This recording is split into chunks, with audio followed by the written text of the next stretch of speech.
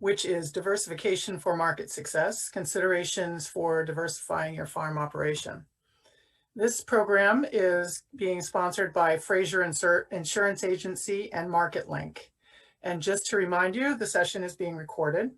And also, please put questions for all speakers in the Q&A box at the bottom of the screen.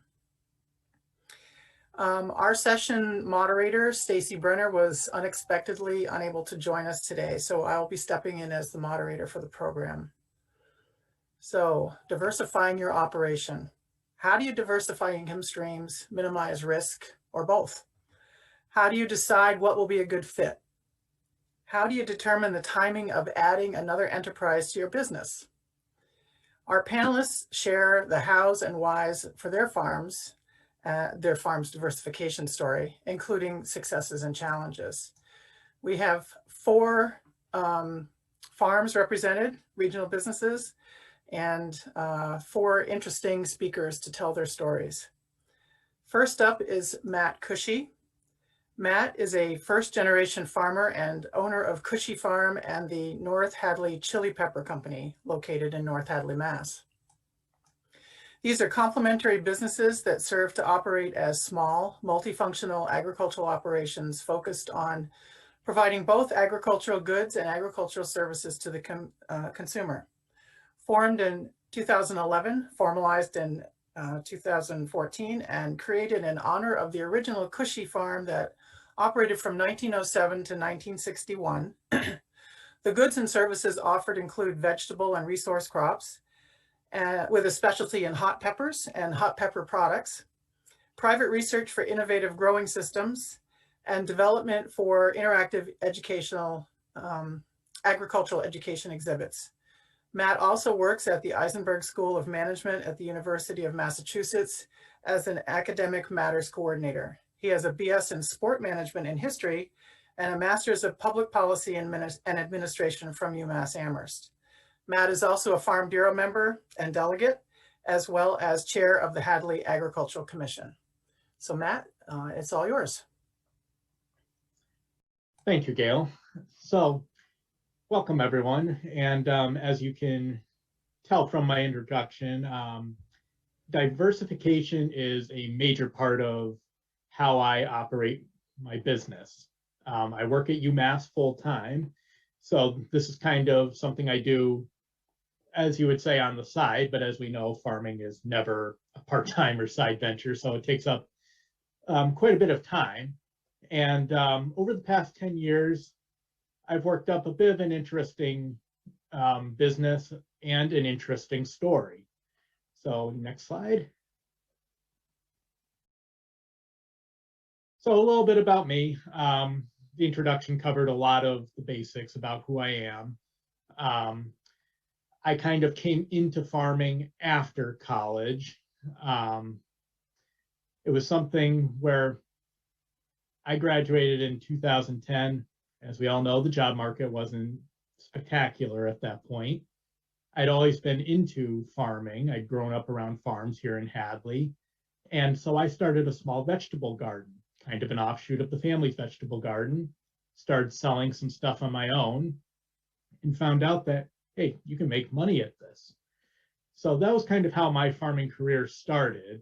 And as I learned more about business, developed my business acumen, some of the finer points and the importance of diversification within a business model became clear to me. Next slide.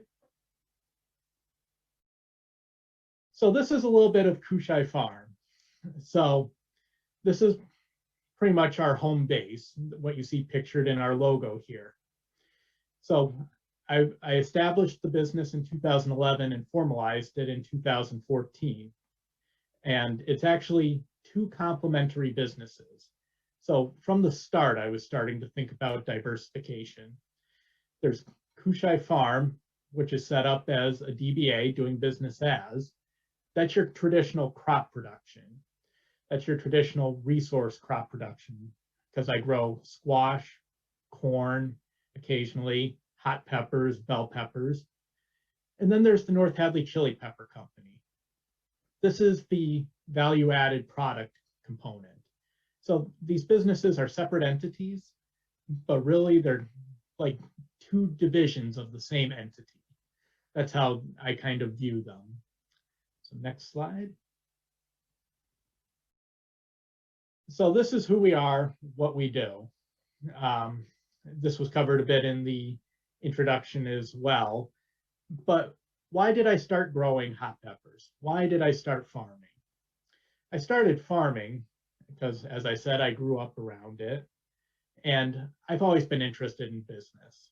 It's something that's always struck my interest. In high school, I took a business track at my local high school. I was in the business school at UMass. I'm in the business school now in my full-time job at UMass. And I am in the MBA program currently at UMass. So I'm around business a lot, and applying that knowledge to agriculture is something that is a passion of mine. And so my day job dovetails very nicely with my side job. Next slide. So one of the big reasons I got into agriculture, and just to give a little history of my operation, it may have started in its modern element in 2011, just from a 10 by 10 plot in a family garden. But there's a history there. As Chris alluded to, there's a story. And this story is what helps build my diversification brand that I'm going to get into shortly. So the original Kushi Farm was founded by my great-grandparents. Joseph Kushi and Salomia Weiner came to the United States from Austria, Poland in 1903. They were escaping oppression. They were escaping conscription into the Austrian-Hungary army. They were trying to find the American dream and build a new lives for themselves. And they ended up in what is really one of the breadbaskets of Massachusetts, in the Pioneer Valley of Western Massachusetts. Interesting part of this story, my great-grandfather was also well regarded as a businessman, even from the start. He had land deeds almost from the first few years that he came to the United States, which isn't always the case for the immigrants who came over at that point in time. He also bought the main part of the farm that I still live on to this day from Levi Stockbridge's nephew. Levi Stockbridge being one of the founders of Massachusetts Agricultural College, now known as UMass Amherst. So that is the historical motivation and the beginning of the value adding part of this story. And next slide. So my main signature crop on the farm is hot peppers. Why hot peppers?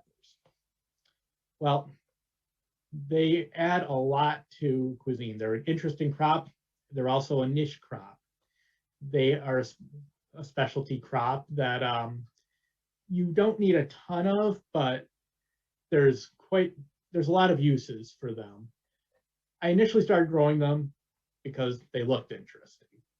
I didn't really have much of a taste for hot flavors at that time, but I eventually grew to. So I started growing hot peppers in bulk. I started selling to markets that I knew that I could sell to. I did not have infrastructure for a retail market at the time, so I started selling wholesale. Wholesale is what fits my business operation best given my time constraints. However, as Chris alluded to in his very well done presentation, sometimes your profit margins and your marginal costs are a little tighter in the wholesale market. Sometimes you're selling, you're getting commission taken out of your paychecks, and you're selling in bulk, so more for kind of a set price. So I decided to try to diversify. Next slide. So I started looking into value-added products. It really started innocently enough. I went to a local farm market that's just down the road from me, and I had some extra hot peppers at the end of my growing season. I noticed that they sold a product called hot pepper jelly made from jalapeno peppers. I asked the farm manager if she needed any hot peppers to make her own jelly, and she revealed to me that they do outsource their jelly, and so they didn't have a demand for it. But a good market demand could be if I made my own. So that's what I started to do. I started to research value-added products. I started to research jams, jellies, anything that extended the shelf life of hot peppers. I started branding a story. I started adding value to what I was growing.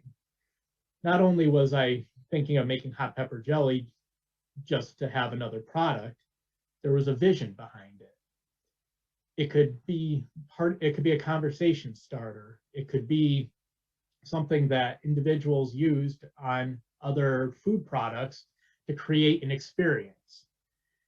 And when you look at companies like Smucker's or any other of your value-added product developers, it's about creating an experience. It's adding value to your operation.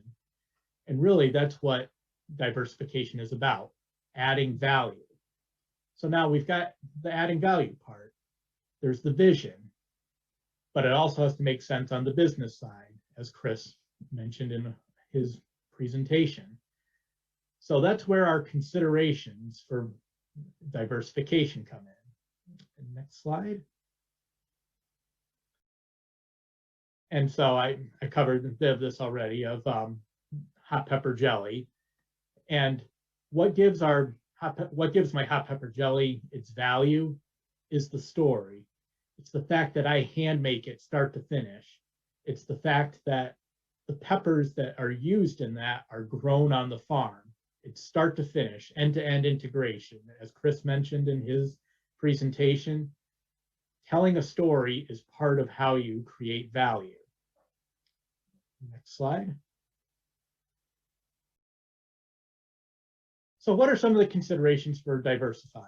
Chris covered much of this, but these were a lot of the same steps that I took as I started to build my business and build kind of the second division of the business, the value-added production and diversification division. You need to identify your mission statement and purpose. You need to have a vision. Why are you doing this? Why are you creating this value-added product? Does it fit in with your current operations? So if you're doing even a value-added product or promoting extra services such as consulting, you need to know why. That is the main point. That's the beginning of a business plan. If you want people to invest in you, believe in your story, come to you as a business, they need to know the why and the how. So you're gonna have to study and redesign your business plan. You're gonna have to identify your resources. What's your capacity? What do you have to work with? Know your markets. Know if there's demand. If there is demand, are you in a position to capitalize on it? Do you have capacity to capitalize on it? Financially, is it feasible? What are the costs? What is the profitability? What is the return on investment? If it's not financially feasible, it is not sustainable. If an idea is not sustainable, your plans for diversifying are not going to work. Evaluate your operational processes. Every new venture requires certain steps and certain understandings. There's regulations that you need to keep in mind. There's different workflows that you need to keep in mind. Can you operate within that operational structure? And you need to also forecast your profitability, your risk, and efficiency. It's all about sustainability. And if all those check off, then you can start to implement your plan. These are all the steps that I started going through when I started researching hot pepper jelly and some of my extra services in terms of educational resources and design for exhibits. Some have been more successful than others. Some are still a work in progress. that's just how kind of the business part of diversifying goes. Some parts work, some parts you realize, okay, I'm not quite there yet. Let's put that on the back burner. As Chris mentioned, focus on our core product. Core product is crop production and making sure that I have enough hot peppers to make my value-added product line of hot pepper jelly. Next slide. So as I mentioned, the heart and soul of everything, you start with the business plan. This is the concrete foundation of diversification. I have mission statement highlighted. Whenever you start anything, start with a mission statement. It's going to provide the framework that you operate within when considering if you're going to diversify, how you're going to diversify, and when. You need to ask yourself a series of questions. How does diversifying impact your existing operation? Does it complement and enhance or coexist with your current operation? The answer to both of those should be yes. You need to perform financial and accounting analysis, cost-benefit analysis. Again, is it sustainable? And finally, when you're writing a business plan, look at what value is added.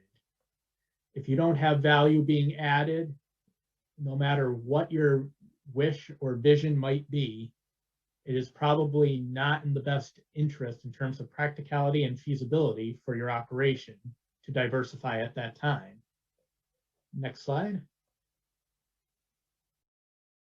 Part of Chris's presentation was about markets. Markets, aside from the business plan, is, I would say, the second biggest or the most important consideration. Is there a demand for a new product? Do you have the capacity to meet that demand?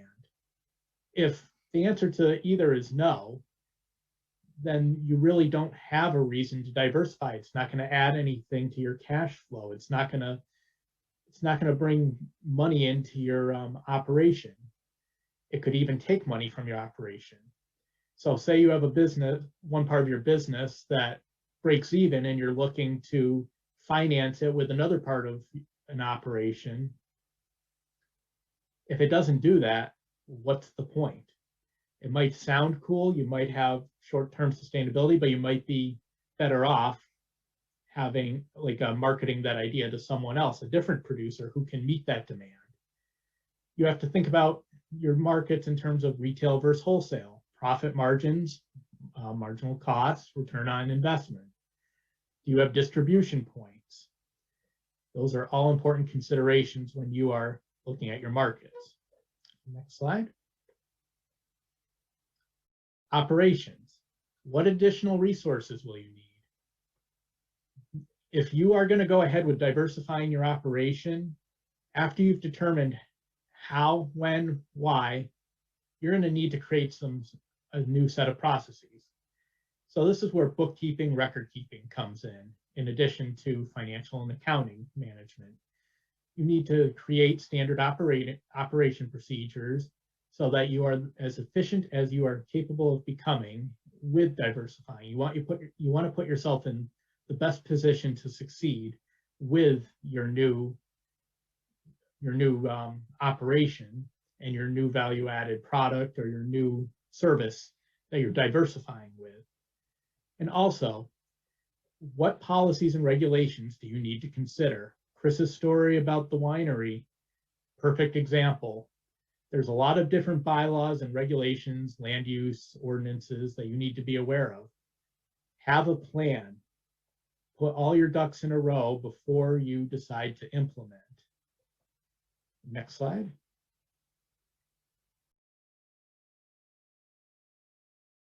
And obviously, finally, finances. Run some analysis on your books. Have good record keeping. As Chris alluded to, separating out your revenues and your expenses is critical. When you can do that, you can isolate different parts of your business and see how they're going to impact each other and affect each other. If diversifying your operation helps fund another part of your operation, or it adds value and enhances another part of your operation and adds to your profitability, then it is worth adding diversity to your farm. Next slide. And as we wrap up, I want to end with some of the keys to success. These are questions that I wrote down in a notebook as I look to add some of my additional services. You don't want to stretch yourself too thin. That should be obvious from anyone who knows business. But you also don't want to put all your eggs in a basket. So where's that fine line? Ask yourself these questions and you will start to define where that line is. Does your idea for diversifying your operation, does it add value to your current operation? Does it help finance your existing operation? Do you have capacity to expand or enhance your product line? Is there demand and does it make business sense? All of these answers should be yes. They were for my operation, which is why I continued on developing my business plan to have a diversification branch of value-added product. And if I had to say one thing, one piece of advice for everyone, it would be the key factor is to have a plan. Without a plan, you don't have anything. Even when mistakes are made, if you have a plan, you can go back and correct the mistake and keep moving forward. And next slide. So that's the end of my presentation. And my contact information is here, and questions and comments will be held at the end of the session. So if anyone has any questions, comments, please just type them away and we'll answer them at the end of the presentation. Thank you. Thank you very much, Matt. And I guess I will just go from the first one till the end, and you can still add questions to the question and answer box as we go along here if something comes to mind. So the first one appears to be for Matt, and maybe can we bring all the panelists back on here? Matt, the question is, do you have your own certified kitchen? How big is your staff? And is it a small batch operation, or do you have larger batches, a canning facility, if you will? That's a great question. I am a small batch producer. I'm looking to grow a little bit because right now it's pretty much just me, myself, and I, with occasionally my father, who has trouble making hot pepper jelly because of the fumes. But I've always intentionally tried to keep it small and self-produced, just because I feel that's what brings value in. That's the story I want to tell. And Aaron, I liked your point about sometimes like throw out the business plan part and go with your gut feeling. My strategy of keeping it small, homemade, has definitely been a gut feeling thing. And I've had people approach me left and right going, why don't you outsource the jelly just to get it started, which would probably make more business sense, but that's not the path that I've wanted to take. So I've been gradually building it. I am actually in the process of building my own certified kitchen. I was able to acquire land around me a little bit, so I'm able to undertake that venture. Right now, I'm a one-man staff out of a residential home kitchen. I would like to add for my operation, I only addressed half the business. For the farm part, it's pretty much myself, my father, and occasionally a friend who helps out every now and again for like hoeing or cultivating on the tractor, things like that. How about Matt? Do you have a particular platform? Venmo and Square are our two main ones.